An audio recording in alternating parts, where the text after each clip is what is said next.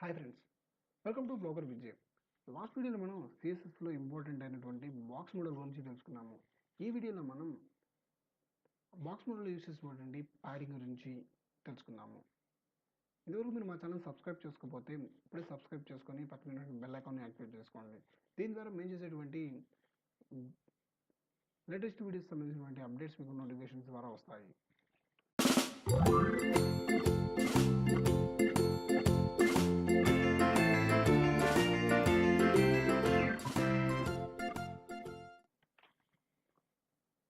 So మన యాషెస్గా మన దగ్గర ఉన్నటువంటి టెంప్లెట్ ఫైల్ని ఓపెన్ చేసి దాన్ని ఇంకో ఫైల్ కింద సేవ్ యాజ్ చేసుకుందాం. సేవ్ యాజ్ CSS లేకపోతే డైరెక్ట్గా రాసుకోండి ప్యాడింగ్ .html. అంటే ఈ పడికి మీకు కొంత ఐడియా వచ్చి ఉంటుంది కాబట్టి సో అంత ఎక్కువ ట్రైనింగ్ తీసుకోవాల్సిన అవసరం లేదు, డైరెక్ట్గా కూడా చేసుకోవచ్చు. So padding, so paragraph,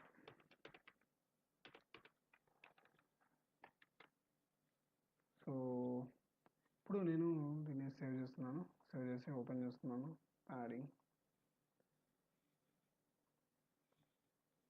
so okay, ఇలా ఉంది. సో ఇప్పుడు మనం దీనికి ఒక స్టైలింగ్ రాద్దాము. సారీ, స్టైలింగ్ అంటే ఆటోమేటిక్గా స్టైలింగ్ అని వెళ్ళిపోతుంది.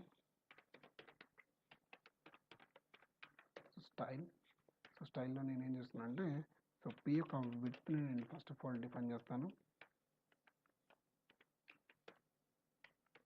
సో విడ్త్, సో విత్ వచ్చేసి 500 పిక్సెల్స్. సో సేవ్,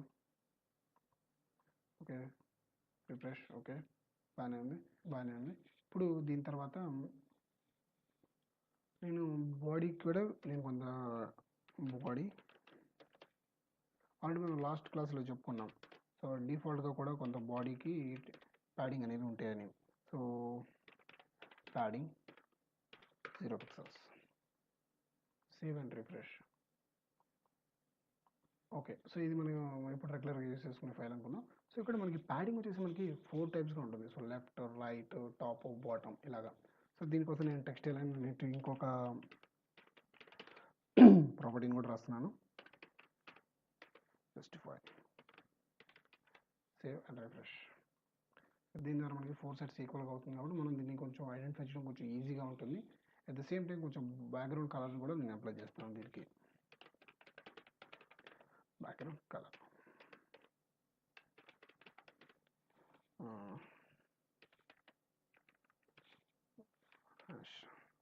సో ఇది వచ్చేసి గ్రే కలర్కి ఐడెంటిఫై చేస్తుంది, డిఫైన్ చేస్తుంది. సో ఈ విధంగా మనకి ఇప్పుడు కనుక మనం చూసుకున్నట్లయితే సో ఇక్కడ మనకి ఫుల్గా మనకి డివ్ మొత్తం కూడా మనకి కంటెంట్ అనేది ఫిల్ అయ్యింది. ఇప్పుడు మనం ప్యాడింగ్ని అప్లై చేయాలి. సో డిఫాల్ట్గా కనుక మనం ప్యాడింగ్ అని ఇచ్చి ఒక 10 పిక్సెల్స్ అని ఇచ్చామనుకోండి, సో ఈ విధంగా మనం రాయటం వల్ల ఇలా రిజల్ట్ అనేది ఈ విధంగా వస్తుంది. అంటే ఏంటి అంటే సో 4 సైడ్స్ కూడా మీకు ప్యాడింగ్ అనేది లెఫ్ట్ కానీ, టాప్ కానీ, బాటమ్ కానీ, రైట్ కానీ, సో 4 సైడ్స్ కూడా మీకు 10 పిక్సెల్స్ ప్యాడింగ్ అనేది మీకు అప్లై అవుతుంది. సో డిఫాల్ట్గా ఇలా రాస్తే అవుతుంది అన్నమాట. సో అలా కాకుండా మీరు ఇండివిజువల్గా ప్రతిదానికి రాసుకుంటే padding left 10 pixels, so save. So అప్పుడు మీకు ఈ విధంగా ఉంటుంది. సో చూసారా, ఓన్లీ లెఫ్ట్లో మాత్రమే ప్యాడింగ్ అనేది అప్లై అయింది. సో పైన కానీ, కింద కానీ, తర్వాత అలాగే రైట్లో కానీ ఎక్కడ కూడా మీకు ప్యాడింగ్ అనేది అప్లై అవ్వలేదు. సో ఒక్కొక్క దానికి ఒకటి మనం సపరేట్గా ఇద్దామని అనుకుందాం. Padding right, padding right 10 pixels. So నేను దీన్ని 20 చేస్తున్నాను, సో మనకు అర్థం అవడం కోసం. సేవ్. సో చూసారా, లెఫ్ట్ కన్నా రైట్ మీకు ప్యాడింగ్ అనేది స్పేస్ అనేది ఎక్కువ ఉంది. సో ప్యాడింగ్ అంటే ఏం లేదు, కొంత స్పేస్ మనం ఎంత పిక్సెల్స్ అయితే మనం ఇస్తామో డిఫైన్ చేస్తామో అంత వైట్ స్పేస్ అనేది మనకు వస్తుంది అన్నమాట. ట్రాన్స్పరెంట్ స్పేస్ అనేది మనకు వస్తుంది. సో తర్వాత padding top, padding top. So దీన్ని 30 పిక్సెల్స్ ఇస్తున్నాను, స్పేస్, సేవ్ అండ్ రిఫ్రెష్. చూసారా, లెఫ్ట్ రైట్ కన్నా టాప్లో ఇంకెక్కువ వచ్చింది. సో ఇదే ఒక ఫార్ములా బేస్ చేసుకొని మనం padding bottom 5 pixels, save. So ఈ విధంగా. సో సో ఇప్పుడు మీరు ఇంకొక ఆట్రిబ్యూట్ కనుక రాస్తే, ప్రాపర్టీ కనుక రాస్తే ప్యాడింగ్ అని చెప్పి 20 పిక్సెల్స్ అని, అప్పుడు ఎలా ఉంటుందో చూడండి. సో ఉన్నదాన్ని ఉన్నట్టు తీసుకొని సో యాస్టీస్గా పైన వాటి అన్నింటినీ కూడా ఇది రీరైట్ చేసేసుకుంటుంది అనమాట. సో కాబట్టి మనకి ఎంతవరకు కావాలో అంతవరకు మనం యూజ్ చేసుకుంటే బాగుంటుంది. సో ఇప్పుడు ఈ 4 టైప్స్కి మనం రాసాము. సో దీని మొత్తాన్ని ఒకే ప్రాపర్టీగా రాయకూడదా? ఎస్, రాయొచ్చు. మరి అప్పుడు ఎలా రాయాలి అంటే దానికోసం ప్యాడింగ్. సో ఫర్ ఎగ్జాంపుల్ నేను ఇక్కడ ఏం చేస్తున్నాను అంటే సో 25 పిక్సెల్స్. సో చూడండి, ఇది మొత్తానికి 25 పిక్సెల్స్ అప్లై అవుతుంది. ఇప్పుడు నేను ఏం చేస్తున్నాను అంటే దీన్ని 50 పిక్సెల్స్గా చేంజ్ చేశాను. ఇప్పుడు సో ఫస్ట్ ఎలిమెంట్ ఏం చేస్తుంది అంటే సో టాప్ అండ్ బాటమ్ని డిఫైన్ చేస్తుంది. సెకండ్ ఎలిమెంట్ వచ్చేసి లెఫ్ట్ రైట్ని డిఫైన్ చేస్తుంది. So so left to right రాసుకునేటప్పుడు ఓన్లీ రెండు ప్రాపర్టీస్ ప్యాడింగ్లో యూజ్ చేయాలనుకుంటే ఈ విధంగా రాయొచ్చు. అలా కాకుండా సో నేను ఇంకొకటి రాస్తాను 75 పిక్సెల్స్ సేవ్. సో ఇప్పుడు ఇది ఏమవుతుందంటే ఓన్లీ బాటమ్ని మాత్రమే డిఫైన్ చేస్తుంది.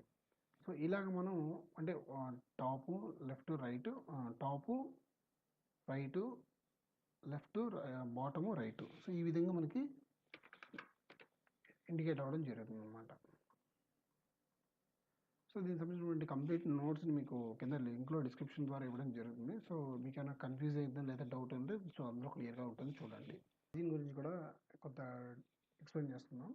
సో మార్జిన్ అంటే ఆల్రెడీ మనం చెప్పుకోవడం జరిగింది. మార్జిన్ అంటే మనం ఆల్రెడీ బాక్స్ మోడల్ చెప్పుకున్నాము. సో ఈ ప్యాడింగ్తో పాటుగా మనకి అవుట్ సైడ్ వచ్చేదాన్ని మార్జిన్ అని అంటారు. సో దాన్ని ఎలా ఎగ్జిక్యూట్ చేయాలో చూద్దాము. సో మార్జిన్ అంటే ఏంటి అంటే మనకి కంటెంట్ బయట బ్రౌజర్ నుంచి అప్లై అయ్యేదాన్ని మార్జిన్ అంటారు. సో దాన్ని అంటే సో నేను 20 పిక్సెల్స్ ఇచ్చాను, సేవ్. సో ఈ విధంగా మనకి అప్లై అవుతుంది అనమాట. సో ఇదంతా కూడా 20 పిక్సెల్స్ మనకి లెఫ్ట్ రైట్ బాటమ్ అన్నీ ఉంటుంది. సో ఫర్ ఎగ్జాంపుల్ మనం ఇక్కడ ఒక ఇమేజ్ని కానీ లేకపోతే ఏమన్నా ఇంకొక దాన్ని మనం ఇంక్లూడ్ చేస్తే సో ఈ కాపీ, సో సేవ్. చూడండి కింద వచ్చింది.